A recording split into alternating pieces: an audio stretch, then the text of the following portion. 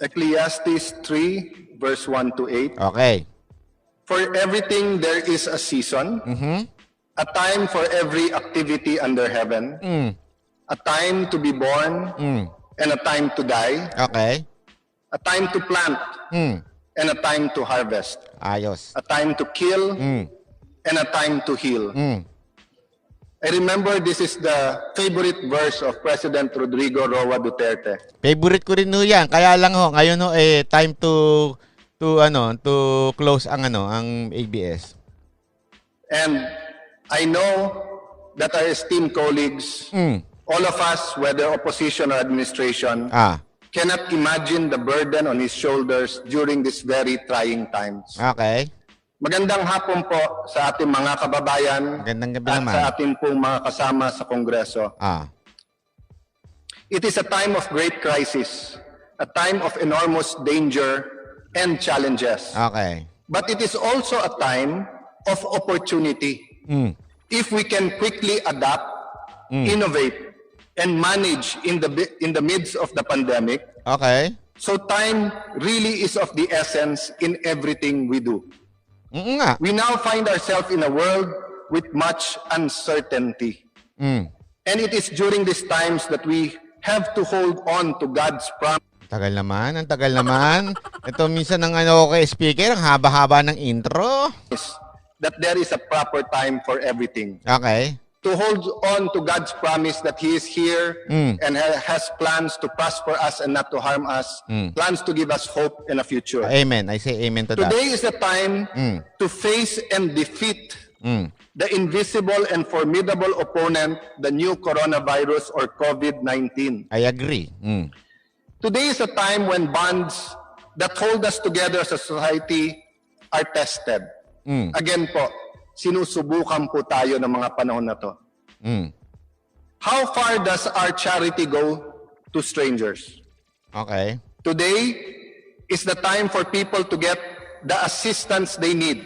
And on this note, let me remind everyone in this chamber who worked so hard for the Bayanihan We Heal as One, that we hold the executive to its commitment that all Filipino families who are in need will be benefited by the Bayanihan to Heal as One that we passed. Oo na. Okay na. This is also Go. in line with the sentiment of the President and his order to the IATF. We have been discussing this with the SWD from the start. We have made many proposals. We've been trying to help them in the implementation, and we have been exercising our oversight functions on its implementation. But let us leave that matter for another time. Suffice for it that we emphasize that this is a present and dire need of our people. Okay. Today is the time for building a new and better tomorrow. As Congress realigns its priorities towards the passage of urgent legislation that would maximize emerging socio-economic opportunities for our people, including but not limited to services, health, education, agriculture, tourism, construction, manufacturing. The latter three, agriculture, tourism, and construction, are linked to jobs, and more jobs. Including the stimulus bill, the Balik Probinsya Bagong Pag-asa Initiative, Cures Act, and the New Normal in the Workplace Act, among others. Today is a time for unity, compassion, healing, and immense faith. Today is a time to bring out the best and not the worst of us. Today is the time for answers and solutions. But to find the correct answers and to find real solutions, we have to first ask right questions. Alam mo, naalala ko dito si Dolphy. Alam mo yung mga palabas ni Dolphy na maghaharana sila. Tapos napakadaming pasakali. Yung ding, ding, ding, ding, ding, ding, ding. Tapos kakanta na si Dolphy. Tapos sabay, ding, ding, ding, ding, ding, ding, ding. Tapos kakanta na uli si Dolphy. Bigla, ding, ding, ding, ding, ding. Naku naman, ang haba ng pasakali ni Mr. Picker. Garbage in, garbage out. Mali po tanong natin, mali po ang magiging sagot. We can't just ask what tomorrow will be. We first have to ask what is important to us today. We can't just ask, how will we get through this crisis without asking ourselves, how did we get into it? Oh. And we can't just ask how we can rebuild our lives. We have to ask, how can we build back better? Paano na ang mga manggagawang nag-iisip kung may trabaho pa silang babalikan? Paano po mga OFWs na may napundar na konting negosyo pero mukhang magsasara? Paano po Mali ata itong na-play ko. Hindi ata issue ng ABS-CBN ito Ang haba pasensya na. mga OFWs na hindi siguradong makakabalik sa mga bansang pinagtatrabahoan nila? Paano po mga OFWs na kailangan ng umuwi at pinapauwi na sa bansang nag-host sa kanila pero hindi na sweldohan o halos walang naipon? Okay. Paano po ang ating mga estudyante? Hindi pa makakapag-aral? Paano ang social distancing? Kulang na nga ang classrooms. Meron pang shifting sa ibang mga eskwelahan. Okay. 40, 50, 60 ang laman ng isang classroom. Okay. May K-12 pa na nagdagdag 2 taon. Ano ito? Paano na po sila ngayon? Dali, problema ng coronavirus doon. Paano napunta sa ABS-CBN ito, ha? Ano nangyari? Ano po ang remedyo? Ano po ang solusyon? Ano ang oportunidad? Ilan ang negosyong malulugi at magsasara? Oo nga. Paano po natin mabibigyan ng pagkakataon yung iba na Yung negosyo ko, walang niya. Wala nang sahod ang mga guys. Ano na? ayun ng negosyo? O Okay. mabuhay yung kanilang negosyo? Ayun. O hindi masayang ang kanilang pinundar sa kanilang mga negosyo? Okay. Presyo ba ay tataas? Trabaho ba ay nandoon pa? Kita ba ay mawawala? Presyo, presyo, trabaho, kita ang nasa isipan ng ating mga kababayan. Okay. Ang mga probinsya at mga lungsod na turismo lang ang inaasahan o halos inaasahan sa kanilang kabuhayan at tourism-related industries. So dinidiscuss nyo dito yung problema ngayon sa COVID. Okay, go. ABS-CBN ang usapan, ha? Ano po sila ngayon? Ni walang nagplaplano po na mag-travel o maging turista sa mga panahon na to. Ang mga padyak, tricycle at jeepney drivers na dati nang isang kahig, isang tuka. Pero ngayon po dahil sa social distance, Maliho yun, ha? Isang kahig, minsan isang kahig, isang tuka, at saka isang inom. Saka may isang yosi. pihadong hihina ang kanilang kita. Ano ang mga oportunidad ang sisibol sa gitna ng trahedyang ito? At ano ang kailangan nating gawin para hindi tayo mapag-iwanan? Karamihan po sa naitanong ko po, yung pa lang po sa socio-economic, wala po dyan sa kalusugan. Maraming nag-aalala na pag tayo nag-open up, ilan ang magkakasakit? Ngayon, Paano kung nagkasakit? Mababayaran ba ito? Will there be enough doctors, nurses? yun na nga ho, Mr. Speaker, kesa na yun ang inaasikaso ng Kamara ngayon. Anong inasikaso ninyo dyan, ABS-CBN? Ba't kayo nagpa-pressure? Will there be enough health facilities? Are we ready for this? These are just a few of the serious and important questions that Congress have been grappling with even before the pandemic struck. Natawa ako doon, pasensya na kasi nakita bigla yung hita ko.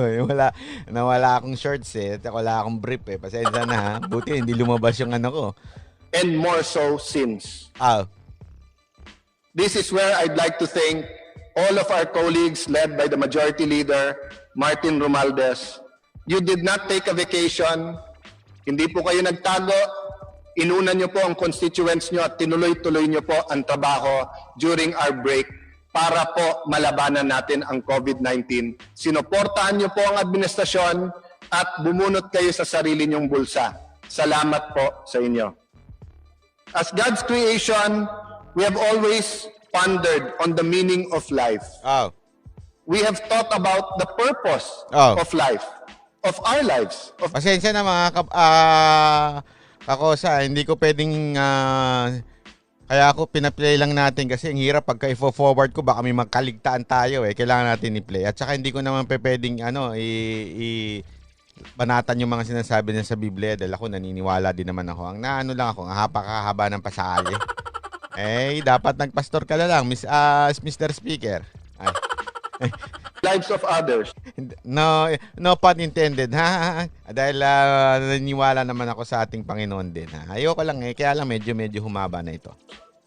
And now, policymakers and leaders in all sectors have to adapt, have to innovate, Okay? have to manage while pondering on new life. Okay. Ano ba ang magiging bagong buhay natin? On the new economy. Ano magiging itsura ng ekonomiya natin pagkatapos nito? Okay. And of course, what is now being called the new normal. Okay.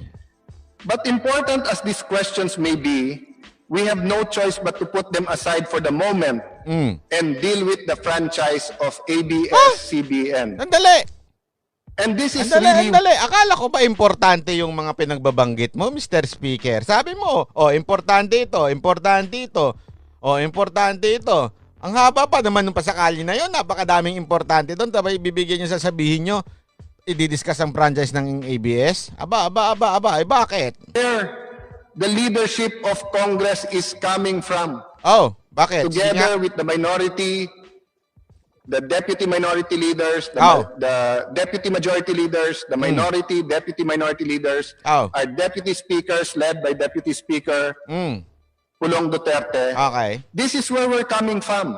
Ano po yun? We believe that these questions require our 100% attention. Yung bagong buhay, bagong ekonomiya, bagong normal, dapat po 101% pa Yung pala. ang ating attention dito. Bakit? Not just by Congress, but by the entire nation.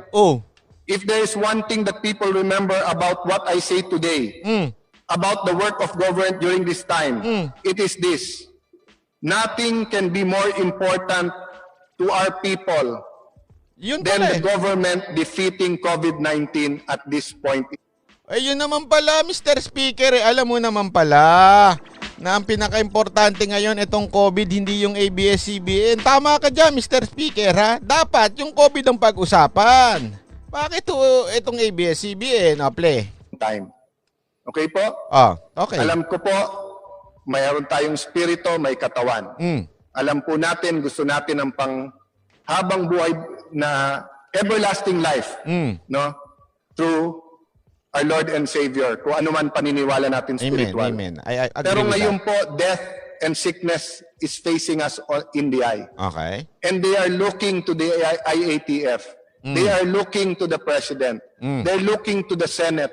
And they are looking to their individual members of Congress sa distrito man o sa sector nila, sa party list system natin, to tell us, ngayon po ang pinaka-urgent, bumalik po tayo sa magandang part ng old normal, pero mag-create ng magandang part ng new normal by defeating the new coronavirus. Yun na nga You cannot hope to weigh the value of our immediate response to this pandemic as against the concerns of a private corporation, no matter how powerful or how important that corporation is. Okay. There is simply no comparison. Yet, this is exactly what the NTC has unnecessarily forced us to do by turning back on its commitment given under oath last March 10 that ABS-CBN will be allowed to continue to broadcast. So, ibig Lilinawin sabihin, ko po, ano ibig sabihin? March 10, Okay. malinaw sa atin, opinion ng DOJ na under equity at may sapat na basihan na mag-continue mag-broadcast ang ABS-CBN. Okay. Ang Senado po, during that time, nagpahayag din po. At ang NTC mismo nagsabi. Okay. At meron din pong legal precedents. Meron na pong nangyaring pinayagan. Sabi nila ngayon, never sila nag-issue So sinabi ng NTC na meron ng pinayagan nung una. Ano ng pa? provisional authority. Okay. At never din po sila nag-issue ng cease and desist habang pending pa. Sandali. So ibig sabihin first time na ginawa ng NTC. Okay. Ang punto po, nangako sila sa atin. And we can only act based on the facts given to us. Kung nandito po, And actually, ito mga kakosa, medyo may point dito. Itong part na to may point eh. Sabi ko nga, bakit kasi nangako yung NTC? Kasi pwede naman nilang sabihin na noon, sandali, hindi namin pagbibigyan yan kasi ayon sa batas. Ayon sa batas. Pag walang franchise, hindi dapat mag-broadcast. Bakit naman kasi itong NTC bigla na lang nangako na, di ba, naalala ko lang, sinabi ng NTC yan sa Senate at saka sa Congress, ay sa House, na magbibigay sila ng, temporary. Bakit ba kasi nila biglang, ewan ko, bakit kasi nangako pa? Hindi na lang magpakatotoo nun. ang DOH at mangangako po sila na tapos na ang pandemic at binago natin ang regulasyon. Ano naman kinakain Hindi ng ba DOH? tama na sundin natin po yung scientific evidence? Kung mali, hindi ba dapat sabihan tayo kaagad? By the way, ang testimony namin, mali. Okay. So sinabi ni speaker dito, in example niya, kunwari DOH, sinabi nila, tapos na ang pandemic. Tapos biglang, hindi pa pala. Meron pa palang dumating. Dapat sabihan daw yung mga tao na, hindi pa. Meron pa mga bagong findings. So itong NTC, bakit nagbagong isip? Yun ang sinasabi ngayon ni speaker. Bakit nagbago ang isip nitong NTC na ito? Dati, sinabi ninyo, hindi ko nga alam ewan ko, tanong mo Mr. Speaker kung talagang nagbago ba isip nila o nanggagago lang din sila nung una na, sige na, magbibigyan na namin kayo. May temporary na kayo, okay na kayo. Yun ang hindi ko maintindihan May point dito sa part na to. Kasi ang point dito is, bakit nga naman nangako ang NTC? Dapat nung una pa lang, hindi na nangako ang NTC, tas pinag-usapan na nila, hindi. Based sa amin hindi talaga pwede, hindi namin aalaw yan. Sana nagsabi na kaagad noon pa lang. Play. O nagbago, o may bagong ebidensya na nagpapakitang bago ito. We can agree to disagree on the merits of the legal opinions of the Department of Justice, the Senate, the House of Representatives on one side. Yun. Mabuti pa ito. Tama din yung example na ito. Yung DOH kasi nagsabi dati ng diretso. Oo, pwede. Pwede silang bigyan ng temporary license to temporary franchise para mag-broadcast. Nagsabi ng totoo yung DOJ. Ang problema dito kasi sa NTC noon, dapat di na nagsabi. And the Solicitor General on the other. But the fact is, if only the NTC had said to us from the outset that they could not give the network a provisional authority or that they would not allow ABS-CBN to broadcast after the expiration of their 25-year franchise, then we would have not relied. Andali, ang sabi nitong isa, basahin ko lang. Banat ba hindi NTC as a whole ang ang nangako, isang tao lang ang NTC ay collective body. Hindi ho yun. Mali ho yun kung sakaling titingnan natin yun. Remember, nagpunta ang NTC sa Senate at saka sa Congress as representative. Ibig sabihin, whatever sabihin ng tao, yun ang desisyon ng NTC.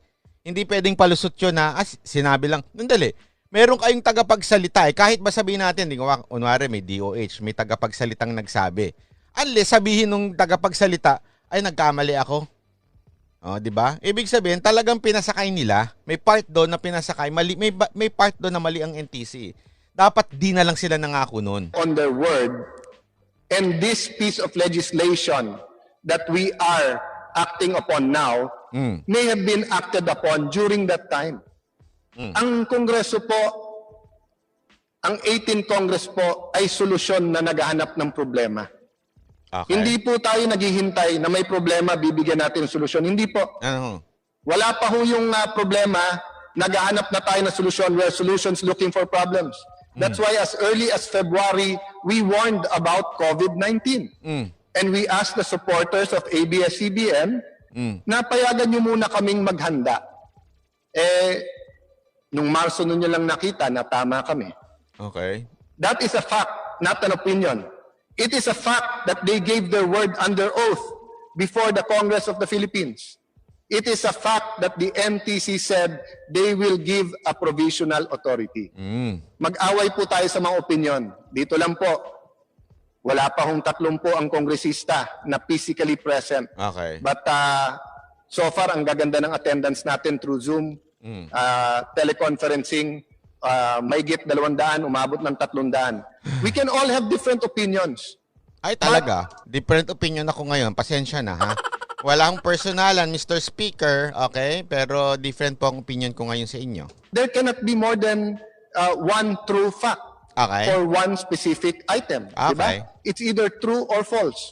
And it is a fact that NTC made this statement under oath before Oo nga, the Congress of the Philippines. Medyo sablay nga yung part na yun. This distraction is the reason why we must not allow the betrayal of NTC and the unconstitutional meddling of the Solicitor General in this exclusive power of Congress to go unchallenged.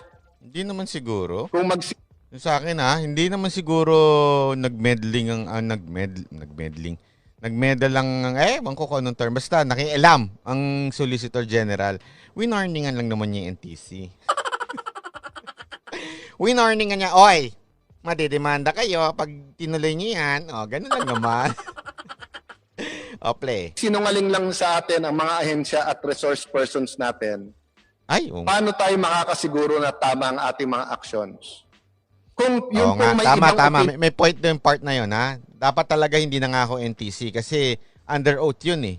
Hindi ho pwede yun. Malinaw ho yan sa batas natin na pagka under oath ka, hindi ka pwedeng manolongges dyan, ha? Ibig sabihin may sinabi ka dapat totoong-totoo. Pawang katotohanan lang. May ganun. Yun.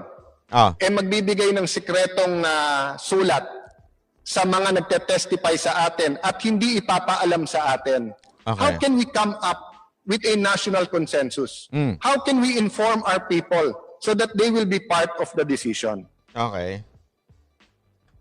Their actions are not only an affront to this institution, it also delays the discussion and passage of crucial legislation that our people sorely need. Yes, there was some days that I did not speak about ABS-CBN. Why? Because we were talking about DSWD. Yun na We nga were talking about social amelioration. O yun dapat We were pag-usapan. talking with the cabinet about the stimulus bill. We were talking about critical construction Yan nga activities, kasi mas including importante, medical Mr. centers. Speaker. Tatalikuran ko lahat ng trabaho ko? Papatayan ko ng telepono o mag-exit ako sa Zoom para lang i-address lahat ng concerns tungkol sa ABS-CBN? Samantalang ang chairman naman natin ng franchise committee na si Congressman Alvarez ay napakagaling at sinasagot naman lahat ng issues. Buti naman. So frankly, today is really not the time for ABS-CBN. Ngunit dahil naalala ko yung laging sinasabi ng aking... So sinasabi ni Speaker ngayon, talagang hindi naman dapat i-discuss yung sa so alinaw niya na. Sabi mo, Mr. Speaker, hindi dapat i-discuss. O ng tatay ko na si Rene Compañero Cayetano, he always reminded us that it is always the right time to do what is right. Oo nga. Kaya nga then, right time Right time, Alando, is the right wrong. You will find the time today to do what is right. Because it was wrong for the government without notice, without due process, to stop the broadcasting of ABS-CBN, especially during this pandemic. We live in extraordinary times, but it is made even more exceptional by the pandemic that has permanently marked all of those who lived through it. Advances in online technologies, even during the period of pre-COVID-19, were already growing by leaps and bounds. Have made the free flow of information to happen at a dazzling pace. Old models of media, many of which we thought were permanent, are now being complemented, sometimes even discarded, in favor of new ideas, new ways of doing things, better, faster, more efficient, more democratic. Mass communication, which has for the most of history been a one-way medium, is seeing the dawn of a new age where interactivity and interaction with the audience is no longer a novel gimmick. Dati po, kung may TV show, part po ng, hindi bang gimmick, pero part po ng attraction ng palabas na yon. Meron phone-in question. O kaya meron kang phone a friend. O kaya meron pwede mag-comment. Pero ngayon po, hindi na po ito isang gimmick. It is now a permanent part of our communication landscape. Yes. The fact that ABS-CBN is still able to broadcast its content even after its franchise had been preemptorily terminated shows that this issue is not, nor has it ever been, about silencing media nor curtailing the freedom of the press. Just look at the social networking platforms and you will see that those freedoms are alive, well, and undeniably thriving in the Philippines. Wala po tayong binubusal-salan dito.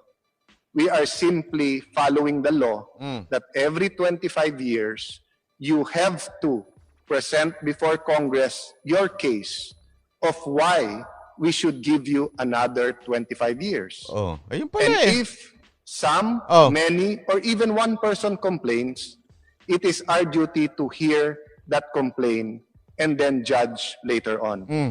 In many ways, these changes reminded me of my dad, Senator Rene Compañero Cayetano, and the lessons he taught me in life. Okay. My dad was old-fashioned, very strict.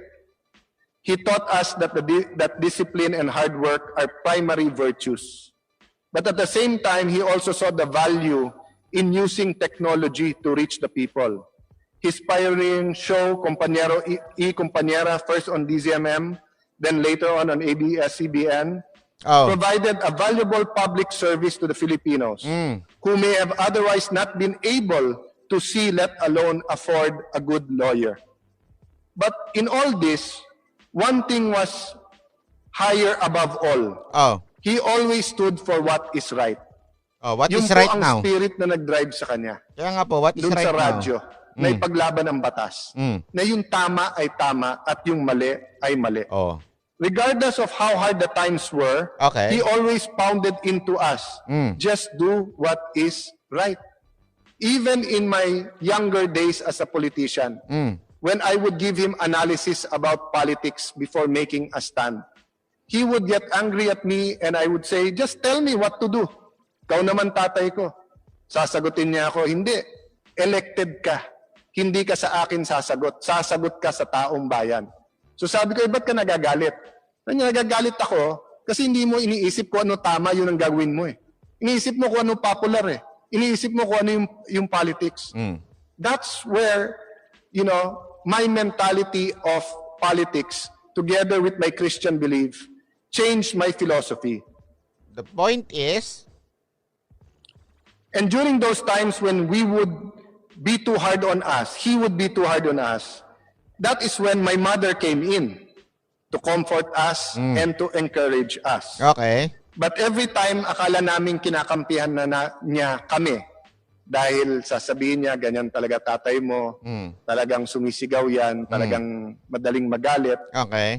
She would always come to his side by reinforcing the idea that tama is tama and mali is mali. Parang, I guess that's the teacher parang in my mom. Parang, dali. To keep teaching her children Dali and lang. people who she proudly called her pupils parang, to do what is right. Ay, This is the same spirit. dali lang. Parang law is law. Speaking of law is law, commercial muna tayo Ay nako, masyado medyo na haba. So, commercial lang tayong konti Pakinggan mo lang natin si Kim Chu.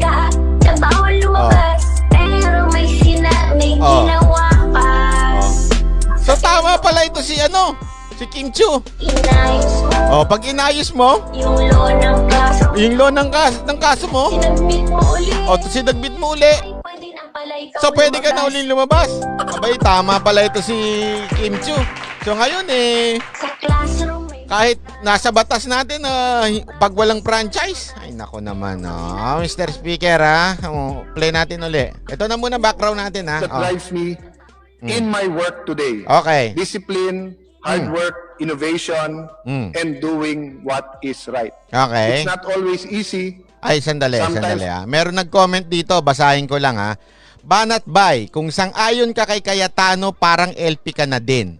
Te, ang laki-laki naman, nakasulat na nga, banatan natin ang speech ni Cayetano, ate naman.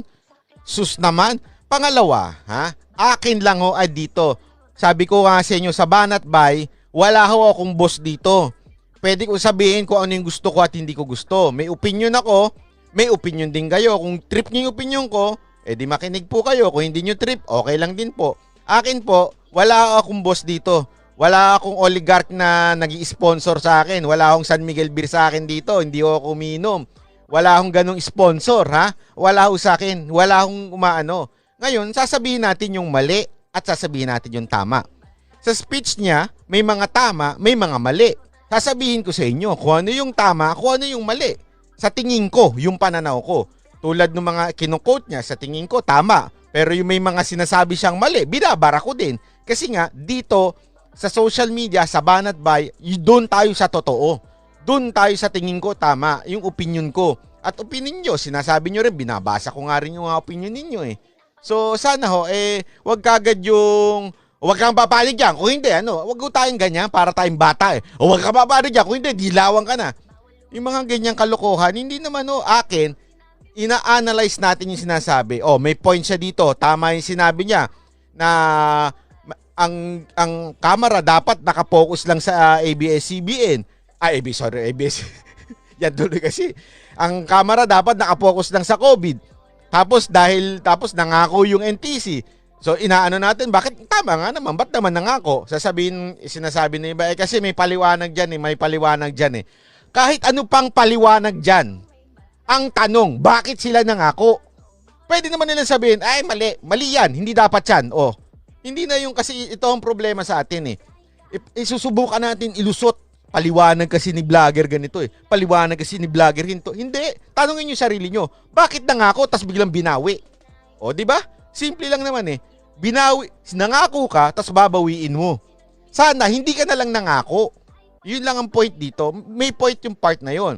Pero may point din dito na bakit biglang, akala ko ba COVID ang pag-uusapan natin? Bakit biglang pumasok ang ABS? Alamin natin kung anong dahilan sa speech niya. Yun lang naman yun. Disappointed kayo, disappointed din ako. Lahat tayo, disappointed. Pero himayin ho natin. Wag ho tayo yung, wala na, dilawan na, pangit na, ganito na. Pang utak kimchi eh. Wag ho ganun, yung utak ka kimchi, utak ka Coco Martin. Medyo bago-baguhin na ho natin ang utak natin ng ganun. Tingnan natin yung mali, tingnan natin yung tama. Purihin yung tama, banata natin ng todo yung mali. Ito ngayon, ginagawa ko, binabanata ko yung mga mali. Yun lamang po yun. Play tayo. You have to discern kung ano tama o mali. Sometimes there are two decisions na parehong tama. May mga iba that will argue there's such a thing as least among all evils. But personally, I always try to find what is right rather than the least of two evils. So what is right? Ano nga right? Or at least how to determine what is right? What is right is what is Is it wrong. not right to hit? Wag mo naman pa-define kay Kim Chu yung what is right ha. Parang awa mo na, parang awa nyo na. Pag pinadefine mo, ang right, minsan hindi yan mali eh. Wag yung papadefine niyan kay Kim All Chu. sides before we pass judgment. Is it right to ensure that our constitutional freedoms are not just protected, Okay. but they are also strengthened? Is it right to prioritize the welfare of many over the interest of the few? Okay. Is it right to stand by your principle despite the criticism? Is it right to listen to that still, small, constant voice in your heart and mind telling you, eto tama, eto mali? Okay. Simply, is it right to do what is right? Before I continue to talk about what is right, what is the right thing to do about this issue? What is right Allow now? me first to address my comments to the following people or sectors. Okay. First, to the Solicitor General and the NTC. To be clear, To be clear. we take no offense with your legal opinion. Okay. Pinapahalagaan namin ang opinion nyo. Yung pala eh. Even if it is contrary to the DOJ and both houses of Congress and to legal precedents. Actually, medyo magulo nga yan sa totoo lang ha. Medyo magulo itong part na to. Bakit to? Bakit ganito? Iba yung sinasabi ng NTC, iba yung sinasabi ni Kalida, at iba rin yung sinasabi ng DOJ Secretary. Ang DOJ Secretary, pabor siya na dapat umere pa ang franchise ng, hindi naman pabor, hindi siya pabor sa ABS-CBN Siya ho ay sabi niya, rinig ko ho, sabi niya, ang ABS-CBN daw dapat magpatuloy pa rin sa ere habang dinidinig yung kanilang franchise. Yun ang sabi ng DOJ Secretary. Sabi naman ni Kalida at sabi naman ng NTC, hindi dapat. Sandali, sino ba saan ba ito? Pareho silang nasa executive branch. Pareho nilang boss si Pangulong Duterte. Bakit magkaiba sila ng opinion? Medyo na ako dyan Sabi ko nga, ba't di ba kayo nag-uusap? Hindi ba kayo, dapat una-una DOJ yan Department of Justice yan. So mataas pag